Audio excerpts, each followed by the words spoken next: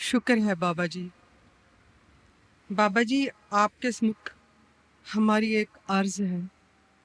आप फरमाते हैं कि असल शब्द गुरु है। क्या जो संत महात्माओं की या गुरु साहबान की बानियों में शब्द पढ़ते हैं वो शब्द नहीं है? फिर शब्द क्या है जो गुरु है? प्लीज विस्तार पूर्वक हमें समझाइए। बेटा, इंसान हर एक चीज़ का अपना तर्जुमा करता है और अपनी तरफ से आसान तर्जुमा करने की कोशिश करता है। अब जब आपने लफ्ज़ शब्द इस्तेमाल किया है तो कैसे इस्तेमाल किया है? शब्दे उपजे शब्दे भिण से, नामो उपजे नामे भिण से। ठीक है। अब शब्द के जरिए सारी उत्पत्ति पैदा की गई है और शब्द के बगैर यहाँ किसी चीज़ की हस्ती कायम नहीं रह सकती। सो इसलिए शब्द तो वो ताकत है। एक नाम जुग चार उदारे, वो शब्द, वो नाम जिसने चारों जुगों को तारा है। अब वो क्या किसी लफ्ज के दायरे में बंद हो सकती है ताकत? जब भी आपने शब्द का जिक्र किया है, कबीर साहब की बानी है, 52 अक्षर लोक तरह सब किछिन माहे, ए अक्षर खिन जाएंगे वो अक्षर इनमें नाहे। और इसी सोच को आगे ले जाते हुए गुरु घर ने फरमाया था, जिस वक्खर को लैंड तू आया, राम नाम संतन घर पाया। सो ये जो अखरी लफ्ज है ना, ये समझाने के लिए इस्तेमाल किए गए हैं, मगर जो असल शब्द है वो तो क्रिएटिव पावर है। ये वो ताकत है जिसने सारी सृष्टि को पैदा किया गया है। अब देखो, आप लफ्ज ले लें प्यार का। अब जो आखिरी लफ्ज प्यार है और जो प्यार की ताकत है, वो दो अलग अलग चीजें हैं। लफ्जों का सहारा लिया गया उस ताकत को समझाने के लिए, मगर प्यार प्यार कहने से प्यार का एहसास नहीं होगा। अब जैसे घर में बच्चे का जन्म होता है, माँ बाप नामकरण करते हैं, तो जो भी उनको लफ्ज अच्छा लगता है वो बच्चे के साथ जोड़ दिया जाता है। अब जब भी उस लफ्ज को दोहराएंगे, उसका ताल्लुक बच्चे के साथ है, तो ध्यान बच्चे की तरफ जाता है ना। मगर दिन में माँ ने बच्चे को कई अलग अलग लफ्जों से पुकारना है। अब अलग अलग लफ्ज इस्तेमाल करने के साथ उसका और बच्चे का रिश्ता तो नहीं बदल जाता। लफ्ज तो इस्तेमाल किया गया उसकी एक हस्ती जोड़ने के लिए।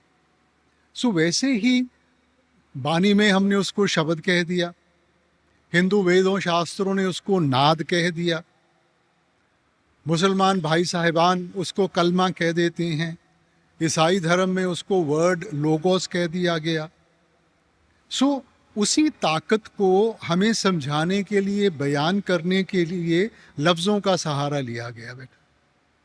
मगर हमने तो अपने आप को ताकत के साथ जोड़ना है, किसी लफ्ज़ के साथ नहीं। अब जो हमारी ग्रंथ पोथियां हैं, ठीक है, अब ये जो जुबानें हैं कब उचारी गई, हम उनकी हिस्ट्री ट्रेस कर सकते हैं, मियाद नियुक्त कर सकते हैं। तो क्या उससे पहले शब्द नहीं था? शब्द तो वो ताकत है जिसने सृष्टि को बनाया था। सो वो किसी एक जुबान के दायरे में बंद नहीं हो सकती, वो तो इन जुबानों से, सभी चीजों से ऊपर है ना। अब ये जो ग्रंथ पोथियां हैं, ये महापुरुषों ने लिखी, ये उनकी जिंदगी का अनुभव है, उनकी जिंदगी का निचोड़ है। ये अनमोल दौलत आप हमें दे के गए हैं कि हम उनको पढ़ के कुछ सीखें और उसको अपने सामने रख के अपने आप को उसमें ढालने की कोशिश करें। हम उसका एक लिटरल मीनिंग ले लेते हैं कि जी ये कोई खास लफ्ज है। चलो, अगर लफ्ज भी है तो फिर कौन सा लफ्ज? ग्रंथ पोथियां तो इतनी लफ्जों के साथ जुड़ी हुई हैं ना। हमने अपने आप को उस एक नाम के साथ जोड़ना है।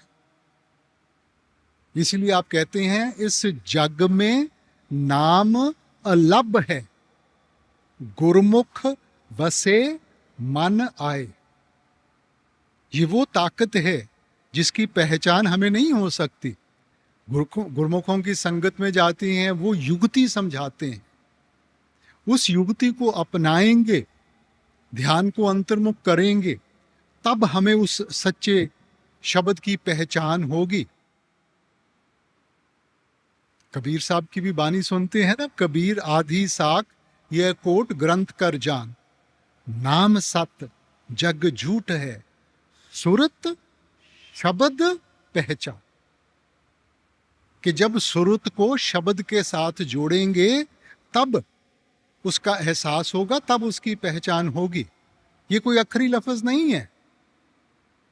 अब ये जो हम पंजाबी जुबान बोलते हैं, कुछ साल पहले तो ये जुबान नहीं थी बेटा। तो क्या इसके पहले कोई मुक्ति नहीं हासिल करता था? किसी को शब्द की पहचान नहीं थी बेटा। सो लफ्ज उचारे गए हैं हमें समझाने के लिए। अब ये शब्द को हम अंग्रेजी में तर्जमा करें, हम इसको वर्ड कहेंगे। तो ईसाई धर्म में भी यही फरमाया गया है, in the beginning was the word and the word was with God and the word was God. शुरू में वो शब्द था, वो शब्द मालिक के पास था, वो शब्द ही मालिक था, शब्द ही मालिक था। And all things were created by it, और सब कुछ उसके जरिए बनाया गया, और इसके बगैर यहां किसी चीज की हस्ती कायम नहीं रह सकती। गुरु घर की बानी में आपने फरमाया, उत्पत परले शब्दे होवे, शब्दे ही फिर उपत होवे। शब्द वो ताकत है जिसने सृष्टि बनाई है, जिसके बल के ऊपर दुनिया खड़ी है। मालिक अपनी मौज में आके सृष्टि से शब्द को वापस बुला लेगा, सब चीज की हस्ती खत्म हो जाएगी।